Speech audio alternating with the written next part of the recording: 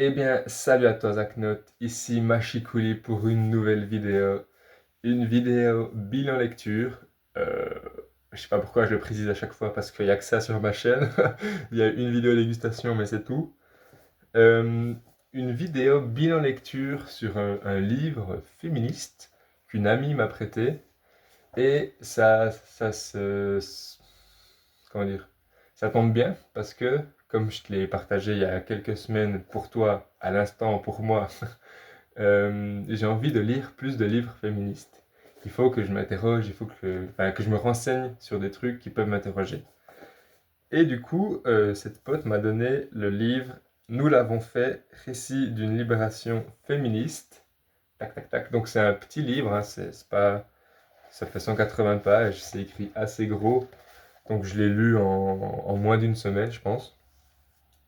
Et c'est très intéressant, ça parle d'avortement. L'avortement, c'est un sujet que je connais pas du tout, parce que j'ai jamais dû y faire face. Et en fait, ça parle d'avortement, mais surtout d'avortements illégaux. Ça se passe dans les années 1900, enfin ça commence en 73, ça va jusqu'à 1980 à peu près.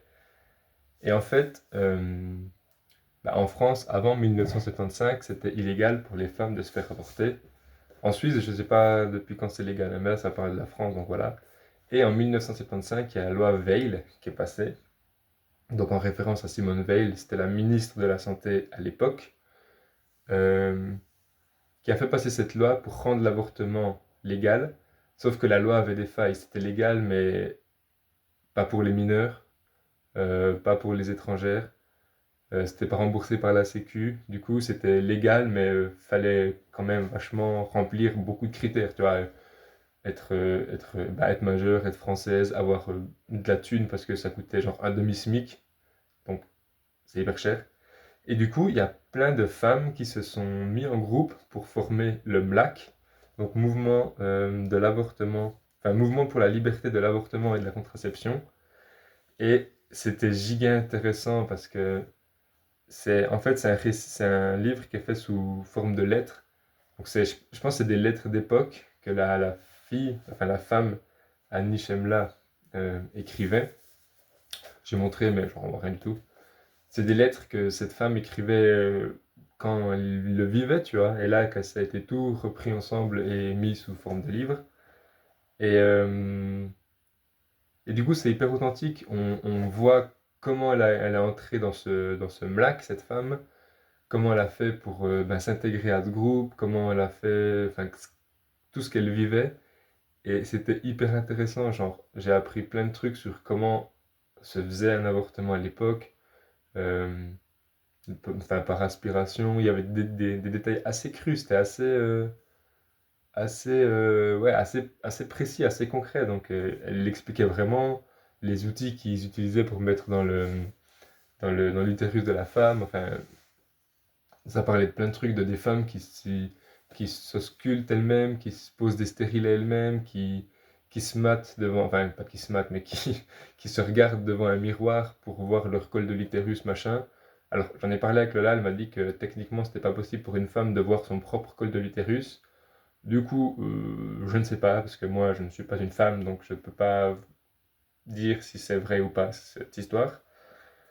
Euh, et voilà, c'était vraiment très très intéressant et en fait, ce qui est fou, c'est que, genre, des femmes ont dû se battre, et des femmes doivent toujours se battre pour avoir le droit d'avorter. Alors que pour moi, c'est tellement logique, genre, si une femme elle veut pas d'enfant, ben, puis qu'elle est enceinte, ben elle avorte. Enfin, c'est pas plus compliqué que ça pour moi, tu vois.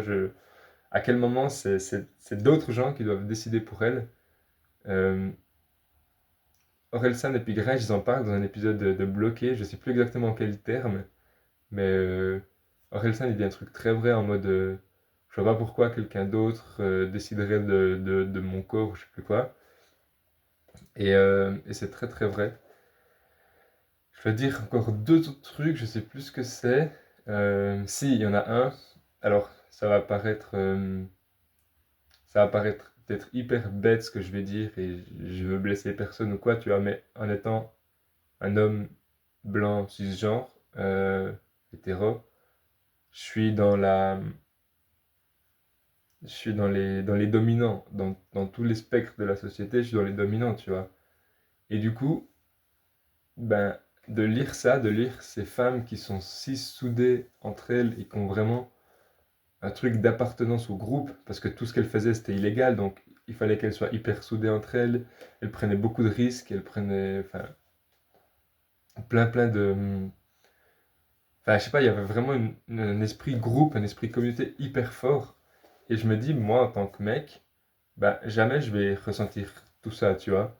Parce que, ok, je fais partie d'une équipe de foot, mais je me sens pas soudé à tout le monde et c'est pas un effet de groupe de ouf, tu vois. Et j'ai jamais ressenti ça dans aucune de mes équipes de foot. Je suis pote avec deux, trois gars, mais c'est tout, c'est pas la majorité. Et là, les minorités, je trouve, c'est horrible, mais elles ont cette chance de pouvoir se souder entre elles contre un ennemi commun, bah, que ce soit la communauté, je sais pas, une communauté noire par exemple, bah, ils se soudent tous ensemble contre l'oppression, contre le racisme et tout. Pareil ben, pour les femmes, pareil pour les homosexuels. Et moi, jamais de ma vie, je vais appartenir à un groupe de dominés, je pense.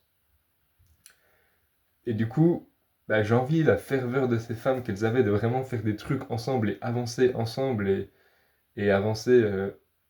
Il y avait quelques hommes qui gravitaient autour, mais c'était vraiment elle, le noyau fort du truc.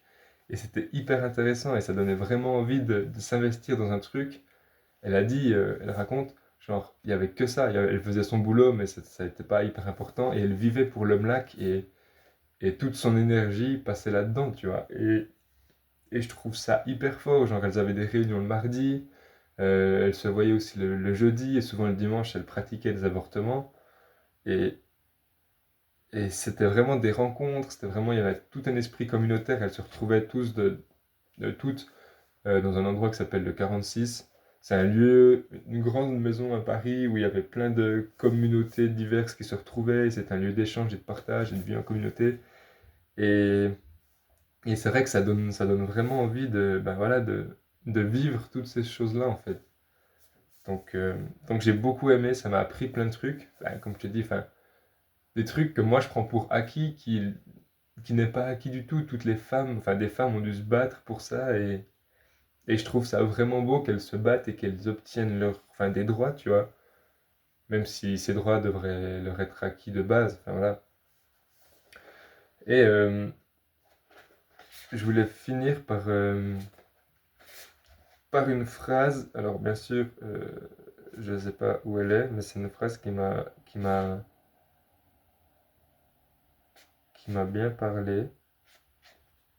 Tac, tac, tac, tac, tac. Voilà, je sais plus où elle est. C'est super. J'aurais peut-être dû préparer ça avant, n'est-ce pas? Euh, Ah, ça m'énerve parce que la phrase, elle est vraiment super.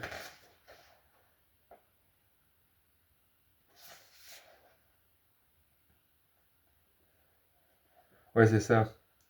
Euh, En gros, elle parle des droits des femmes et elle dit, pour les femmes partout dans le monde, tout est à conquérir et à reconquérir chaque jour.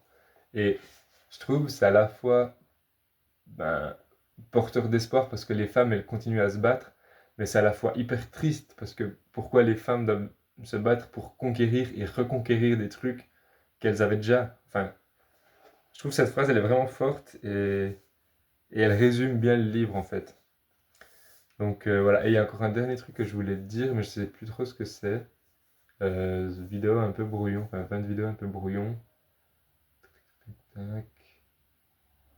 Ouais, bref, je sais plus. Mais en tout cas, j'ai bien kiffé lire ce livre, ça m'a appris pas mal de trucs. Et ouais, c'est ça, pareil, enfin, ça me donne envie de continuer de me renseigner, de m'instruire. Et, ben, c'était une très très bonne lecture. Et ah, c'était facile à lire. Vu que c'est une femme qui raconte, il n'y avait pas un milliard de termes que je connais pas, tu vois. Enfin, vu que c'est une femme, on va dire, lambda, c'est pas une écrivaine, une journaliste ou je sais pas quoi, une meuf qui a fait des hautes études. Comme ça avait pu l'être pour Mona Chollet, qui était un peu compliqué à lire. Là, c'était hyper facile et c'était vraiment très visuel parfois, c'était bien écrit, c'était simple. Donc voilà, j'ai beaucoup aimé. Nous l'avons fait, récit d'une libération féministe. Je vais m'arrêter là.